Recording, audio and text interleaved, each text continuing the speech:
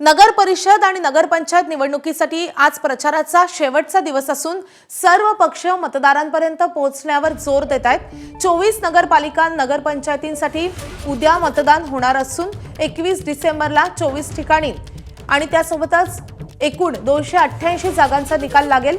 याच पार्श्वभूमीवर उपमुख्यमंत्री एकनाथ शिंदे आणि चंद्रशेखर बावनकुळेंच्या सभा आज पार पडतील। एकनाथ शिंदे आज अहिल्यानगर जिल्हा दौऱ्यावर असून शिर्डीत त्यांच्या उपस्थितीत पदाधिकाऱ्यांची महत्त्वाची बैठकही पार पडेल। तसंच प्रचारासाठी शिंदेंची नेवासा, देवळाली प्रवरा आणि कोपरगावात जाहीर सभाही होतीये। तर कोपरगावातील सभेनंतर जिल्हाधिकारी पदाधिकाऱ्यांसोबत शिंदेंची बैठक पार पडेल। दरम्यान महसूल मंत्री चंद्रशेखर बावनकुळेंची वाशिम आणि अमरावतीच्या अंजनगाव सुर्जीमध्ये सभा असणार आहे।